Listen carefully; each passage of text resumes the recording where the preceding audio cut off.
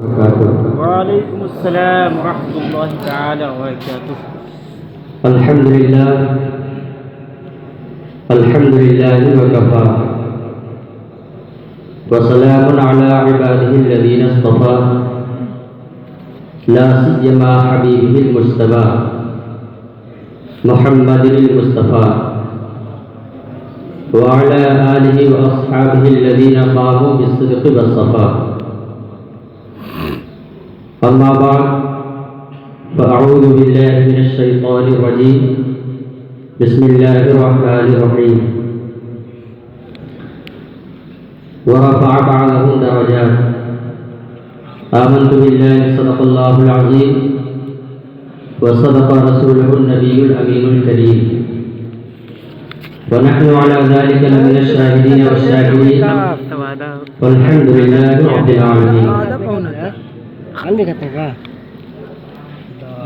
آئیے سب سے پہلے ہم اور آپ سبھی حضرات مل کر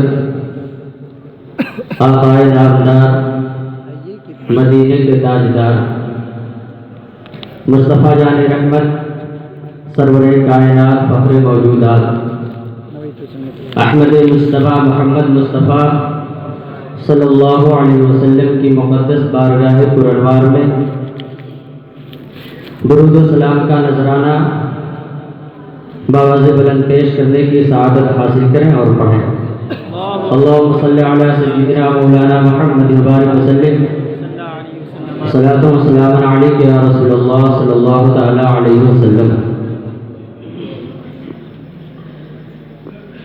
عرش کی عقل دنگ ہے، چرخ میں آسمان ہے۔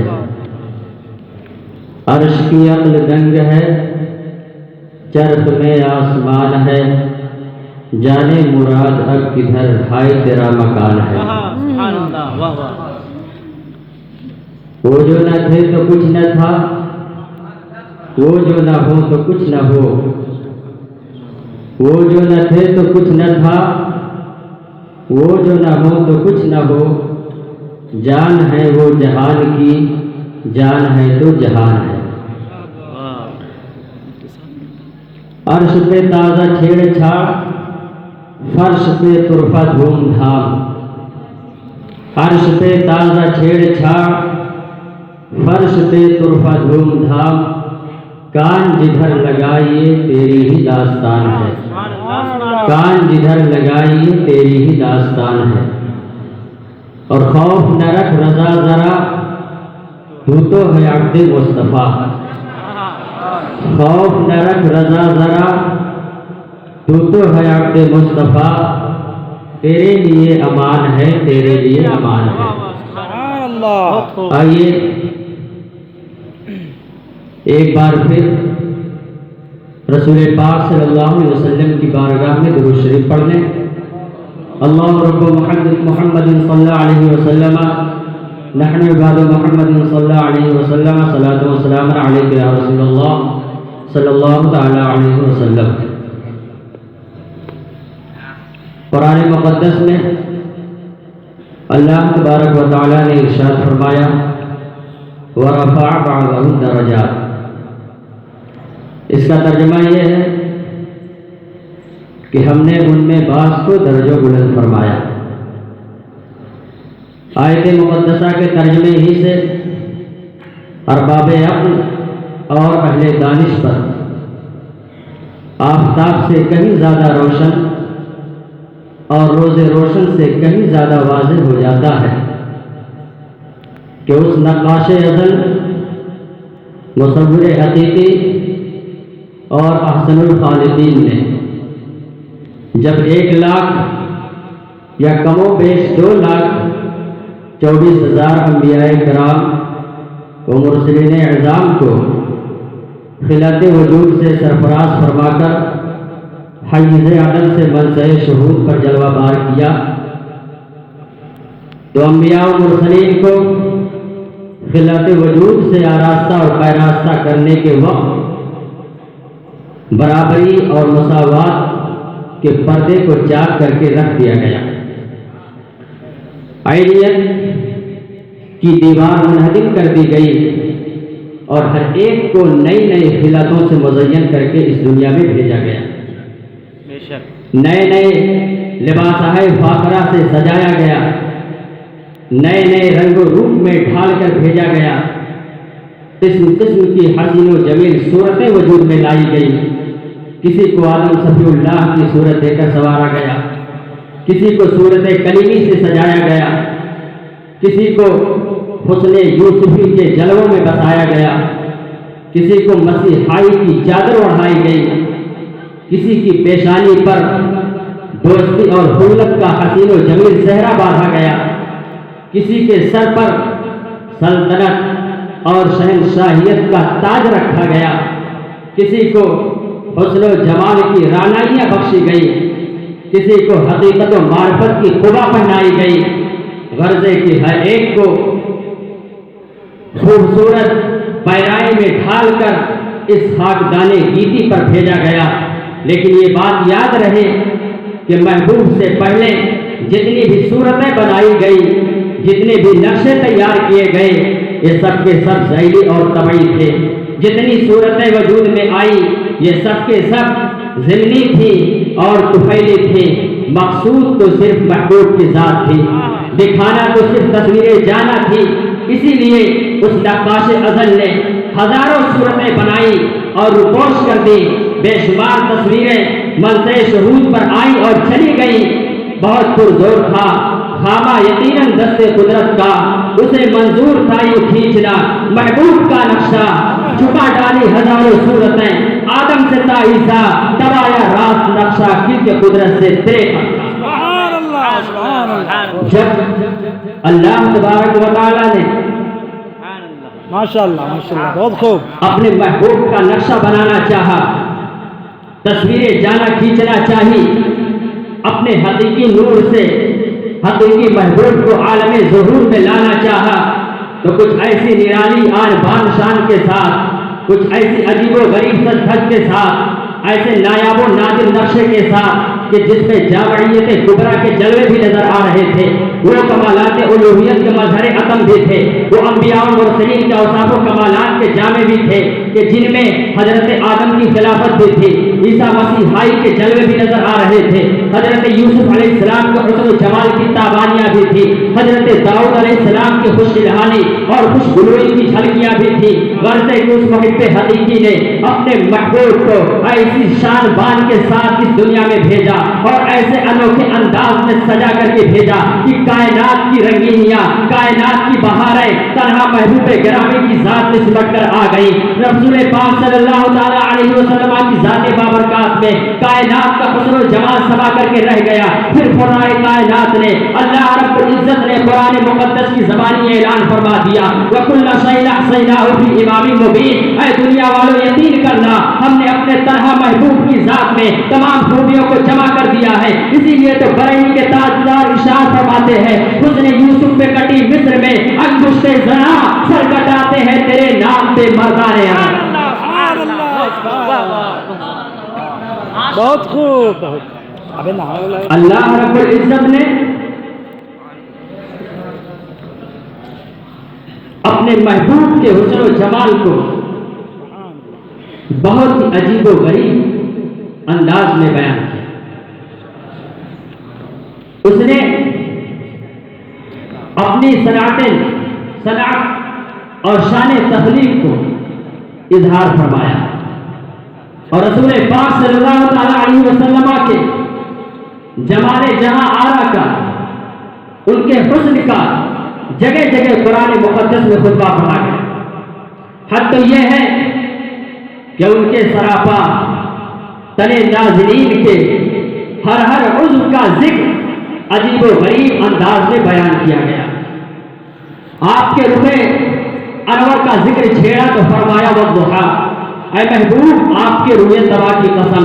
آپ کی سیاہ زلفوں کی داستان شروع کی تو فرمایا واللیل اذا سجا، اے محبوب آپ کی سیاہ زلفوں کی قسم، آپ کی رفتار کی بات کی تو فرمایا سبحان الذی اسرا، آپ کی گفتار کی بات کی تو فرمایا وما ینطق عن الہوی، آپ کے چشمان مبارک کے ترانے چھیڑے تو فرمایا ما زاغ البصر وما طغی، آپ کے قرب وصال کی یادیں تازہ کی گئی تو فرمایا فکان قاب قوسین او ادنی، آپ کے نورانی، آپ کی نورانی چادر کا ذکر جمیل فرمایا تو فرمایا یا ایھا المزمل، اور آپ کے اخلاق عالیہ کا ذکر کیا تو قرآن مقدس میں اللہ رب العزت نے اعلان فرما دیا وَإِنَّكَ لَعَلَىٰ خُلُقٍ عَظِيمٍ، اے محبوب آپ اخلاق عالیہ کے عظیم منظر پر۔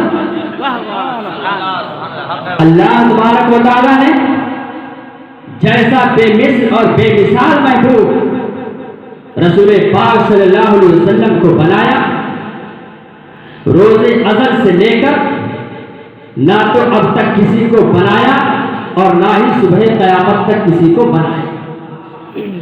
گویا مصطفیٰ کی ذات تخلیق قدرت کی آخری کڑی ہے، صانع عالم کا آخری نمونہ ہے، اور ایسا بے مثل محبوب کہ جس کی مثال ممکن نہیں، ایسا بے نظیر محبوب کہ جس کی نظیر ممکن نہیں، ایسا عجیب و غریب نرالا اور لاجواب محبوب کہ جس کا جواب ممکن نہیں، اور جواب بھی کیسے لاؤ گے؟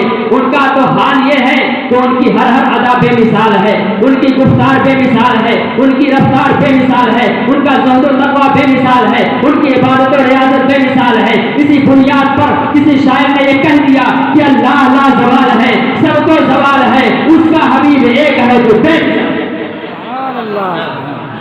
اس کا حبیب ایک ہے جو بے مثال ہے۔ اللہ تبارک و تعالی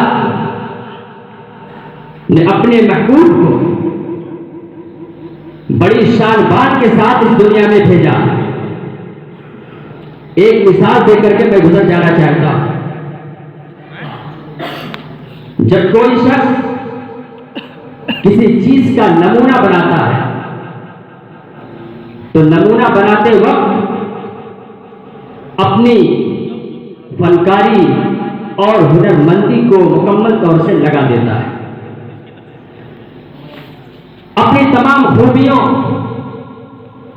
اور کمالات کی حسین و جمیل تصویر کھینچ کر رکھ دیتا ہے، قسم قسم کی عجیب و غریب پنکھڑیاں بناتا ہے، بیل بوٹے بناتا ہے، تو کہیں پر کچھ ہوتا ہے تو کہیں پر کچھ ہوتا ہے، اور اس میں راز اور حکمت کی بات یہ ہوتی ہے کہ نمونہ بنانے والے کے قلبی رجحانات یہ ہوتے ہیں، اس کے دلی ارمان یہ ہوتا ہے، اس کا دلی ارمان یہ ہوتا ہے کہ نمونہ ایسا ہو کہ دنیا میں جس کی نظیر نہ مل سکے، نمونہ ایسا ہو کہ دنیا میں جس کی مثال نہ مل سکے، وہ یہ سوچ کر بناتا ہے تاکہ جب دنیا والے دیکھیں تو دنیا کے تمام فنکار مل کر کے بھی اگر اس نمونے کو اس کے مثل پیش کرنا چاہیں تو پیش کرنے سے عاجز و قاصر رہ جائیں۔ دیکھنے والے جب اس نمونے کو دیکھیں تو فوراً ان کے دل میں ایک اچھا سرور پیدا ہو جائے، دیکھنے والا اس کے حسن و جمال میں گم ہو جائے۔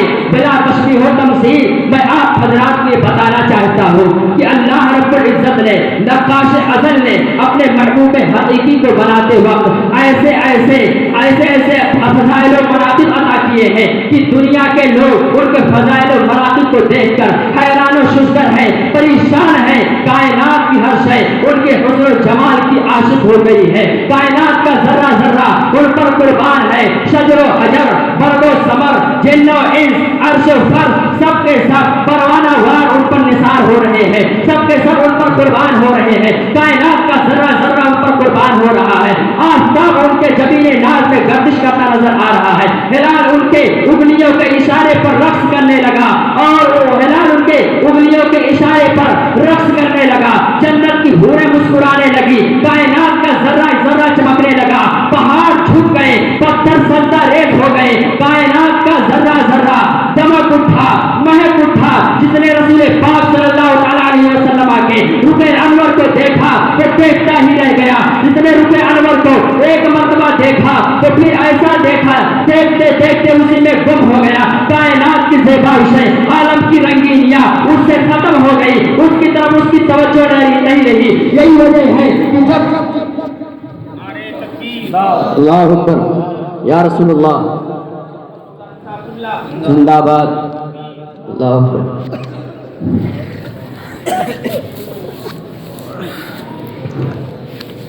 درود پاک اللہم صلی علی سیدنا مولانا محمد مبارک وسلم.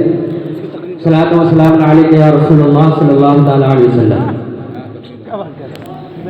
تو کائنات کا ذرہ ذرہ مصطفیٰ جان رحمت پر قربان ہے. نبی پاک صلی اللہ تعالی علیہ وسلم کے حسن و جمال کو جس نے ایک بار دیکھا وہ دیکھتا ہی رہ گیا.